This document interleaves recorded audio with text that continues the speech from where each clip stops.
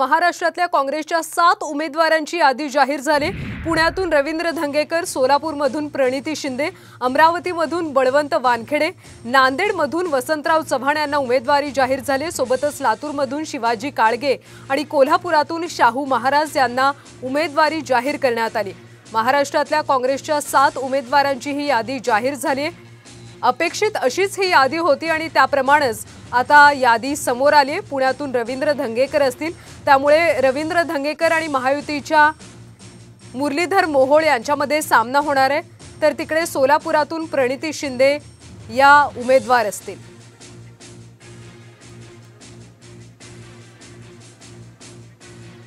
आपल्यासोबत सध्या सचिन जाधव आपले प्रतिनिधी आहेत आणि त्यांच्यासोबत रवींद्र धंगेकर आपल्यासोबत जोडले गेलेले आहेत।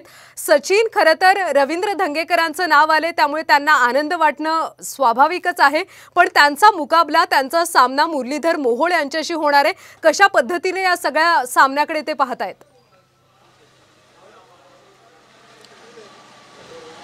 नक्कीच आपण पाहतोय की पुण्यातली गेली अनेक दिवसापासून पुण्यातील काँग्रेसचा चेहरा कोण असेल असं वर्तवण्यात येत होतं। मात्र रवींद्र धंगेकर यांचं नाव आघाडीवर होतं आणि अखेर काँग्रेसने रवींद्र धंगेकर यांना उमेदवारी दिली। माझ्यासोबत रवींद्र धंगेकर आहेत। काय पहिली प्रतिक्रिया? खरं तर आज काँग्रेस कमिटीकडून 7 उमेदवारांची यादी जाहीर झाली आणि त्यात तुमचं नाव आलं। मी काँग्रेस पक्षाच्या सर्व पदाधिकाऱ्यांचे, नेत्यांचे मी आभार मानतो। माझ्यासारख्या सर्वसामान्य कार्यकर्त्याला त्यांनी न्याय दिला आणि जो माझ्यावर विश्वास ठेवला त्याला मी पात्र ठरेन असा माझा विश्वास आहे। खरं तर समोर आता भाजपचा उमेदवार मुरलीधर मोहोळ आहेत। कशा प्रकारची लढत असेल, तयारी कशा प्रकारची आहे? मी 25-30 वर्षाच्या माझ्या सामाजिक आणि राजकीय जीवनामध्ये मी रस्त्यावरूनच काम केलं आणि पुणेकरांनी बघितलं आहे।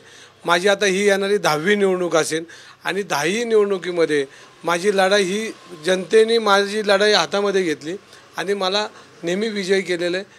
हे चित्र तुम्ही मागच्या विधानसभेत बघितलं आहे। तर काय पहिली प्रतिक्रिया? खरं तर आता तुम्हाला लोकसभा निवडणूक पुण्याची लढताय, पहिल्यांदा ही निवडणूक होते आणि खूप चुरशीची होईल असंही बोललं जातं। ही लढाई पुणेकरांची, त्यामुळे चुरशीची होणार नाही। गेल्या 10 वर्षामध्ये पुणेकरांनी भारतीय जनता पार्टीचा संपूर्ण कारभार बघितला आहे आणि या कारभाराला लोक वैतागलेले आहेत। मग शेतकऱ्यांचे प्रश्न असेल, मराठा समाजाचे असतील, धनगर समाज, ओबीसी समाज आणि बेरोजगारी, ह्या सगळ्या विषयामध्ये ह्या जनतेने यंदा बघितलं आहे। महागाई प्रचंड वाढलेली आणि याचं उत्तर येणाऱ्या 50-55 दिवसामध्ये जनता दिल्याशिवाय राहणार नाही। खरं तर काँग्रेसमध्ये अनेक जण इच्छुक होते, त्यातून आता तुमचं नाव अखेर जाहीर झालंय। काय भावना आहे? खरं तर गेले अनेक जण इच्छुक होते पुण्यातून, पण माझ्यासहित 20 जण इच्छुक होते, पण पक्षाने मला उमेदवारी दिली।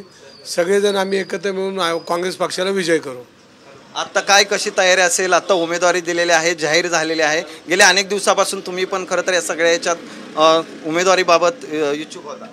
नाही, माझी तयारी तर मी सांगितलं 25-30 वर्षापासून मी रस्त्यावरून काम करणारा कार्यकर्ता आहे, त्यामुळं निवडणुका ह्या काय मला नवीन नाहीत आणि मला पुणेकरांची ओळख माझी पूर्वीची आहे।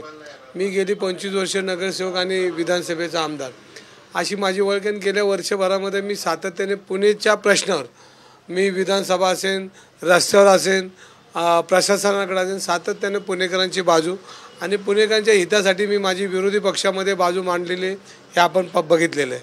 खरं तर हितासाठी बाजू मांडली होती, मात्र कसबा जिंकला। आता लोकसभेची निवडणूक मोठी आहे, खरं तर समोर भाजपसारखा मोठा पक्ष आहे, उमेदवार आहे। हा पुणेकरांची लढाई आहे आणि पुणेकर ही लढाई जिंकल्याशिवाय राहणार नाही आणि मी पुणेकरांचा उमेदवार आहे। तुमची लढाई खरं तर ही असेल, मात्र कुठल्या मुद्द्यावर पुण्याची आता ही सगळी निवडणूक होईल? आता रवी धंगेकर हा कार्यकर्ता आहे, आज सर्वसामान्य लोकांच्या घरापर्यंत पोहोचणारा कार्यकर्ता आहे। 2 खासदार होऊ शकतात, एक लोकांच्या घरामध्ये असेल आणि एक दिल्लीत असेल, तर घरातला उमेदवार हा लोक विजय करतील। तर पुण्याचे अनेक प्रश्न आहेत, आता लोकसभेच्या निवडणुका आहेत, भाजप विरुद्ध तुमची लढाई काँग्रेसची असेल। कुठला मुद्दा तुमच्याकडे बेसिक असेल की गेल्या अनेक दिवसापासून तुमच्यातले अनेक कार्यकर्ते इच्छुक असताना आता तुम्हाला उमेदवारी दिली पक्षाने? नाही, मुद्दे तर अनेक आहेत आणि एक मुद्दा नाही आहे। भारतीय जनता पार्टीने गेल्या 10 वर्षामध्ये लोकांना फसवण्याचा उद्योग केला। माणूस एकदा फसतो, दोनदा फसतो, पण काही माणूस फसत नाही आणि आता ते ज्यांनी त्यांना फसवले त्यांना लोक आता फसवतील। नक्कीच आपण पाहतोय की उमेदवारी जाहीर झालेली आहे, त्यानंतर पक्ष कार्यालयामध्ये मोठे लोकांची ये जा सुरू आहे। अखेर मी एक पुणेकर म्हणून निवडणूक लढवणार असल्याची भावना रवींद्र धंगेकर यांनी या ठिकाणी व्यक्त केली। नक्कीच सचिन, धन्यवाद तुम्ही त्यांच्याशी संवाद साधल्याबद्दल। तर रवींद्र धंगेकर इथं उपस्थित होते आणि त्यांनी असं म्हटलेलं आहे की मी लोकांच्या मनातला नेता आहे, त्यामुळे गेल्या अनेक वर्षांपासून मी याची तयारी करत होतो, त्यामुळे लोकसभेची निवडणूक मीच जिंकणार असा एक पद्धतीने विश्वास त्यांनी व्यक्त केला. दरम्यान काँग्रेसने यादी जाहीर केली. त्या 7 उमेदवारांवर आपण पुन्हा एकदा नजर टाकूया. पुण्यातून रवींद्र धंगेकर आहेत, कोल्हापुरातून शाहू महाराज, सोलापुरातून प्रणिती शिंदे हे उमेदवार आता ठरलेले आहेत. बळवंत वानखेडे नांदेडमधून गोवाल पाडवी, लातूरमधून वसंत चव्हाण यांना उमेदवारी जाहीर झाली. काँग्रेसचे हे 7 उमेदवार ठरलेले आहेत. पुन्हा नजर टाकूयात. अतिशय महत्त्वाची बातमी आहे. पुण्यामधून रवींद्र धंगेकर आहेत, कोल्हापुरातून शाहू महाराज, सोलापुरातून प्रणिती शिंदे हे आता काँग्रेसचे उमेदवार ठरलेले आहेत. लोकसभेसाठीचे महाराष्ट्रातल्या 7 उमेदवारांची यादी जाहीर झाली. बळवंत वानखेडे नांदेडमधून गोवाल पाडवी आहेत, तर लातूरमधून वसंत चव्हाण आहेत.